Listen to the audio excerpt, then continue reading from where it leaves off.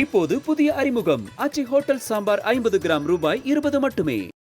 தேசிய ஜனநாயக கூட்டணியில் மீண்டும் இணைவதை உறுதிப்படுத்தியிருக்கிறார் அமமுக பொதுச் செயலாளர் டிடிவி தினகரன். இது தொடர்பாக நம்மிடையே பேசுவதற்காக மூத்த பத்திரிகையாளர் திரு பிரியன் அவர்கள் இணைப்பில் இருக்கிறார். சார் வணக்கம். வணக்கம்.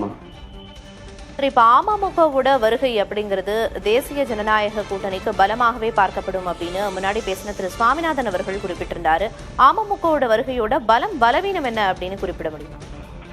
தினகரன் ஒரு ஆளுமை தான். நிச்சயமா அவருடைய அந்த அமமுக அதிமுக பாஜக கூட்டணியில் சேர்றது ஒரு வலுவான ஒரு விஷயம் தான்.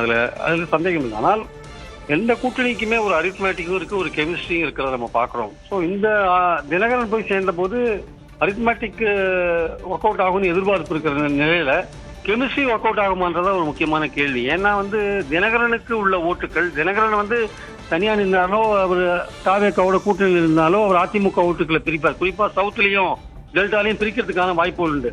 ஸோ அதை தவிர்க்கிறதுக்காக அமித்ஷாவுடைய அந்த ஐடியா அப்படி தினகரனை அவங்க இந்த கூட்டணியில சேர்த்திருக்காங்க, என்டிஏ கூட்டணியில சேர்த்திருக்காங்க. என்டிஏ கூட்டணி அப்படின்ற பெயர்ல சேர்த்திருக்காங்க அவர் உள்ள.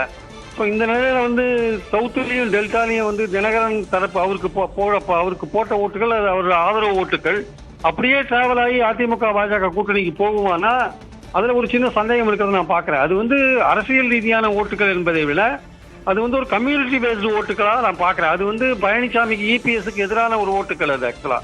அப்போ தினகரன் இத்தனை நாள் பழனிசாமி எழுத்துட்டு திடீர்னு அங்க போய் சேர்ந்தாருன்னா அந்த ஓட்டுகள் அவருடைய டிராவல் ஆகி அதிமுக பாஜக கூட்டணிக்கு போகுமான்றது தேர்தலில் தான் பொறுத்து பார்க்கணும். ஏன்னா அந்த கம்யூனிட்டி ஓட்டுகள் எடப்பாடிக்கு எதிரான ஒரு ஓட்டுகள்.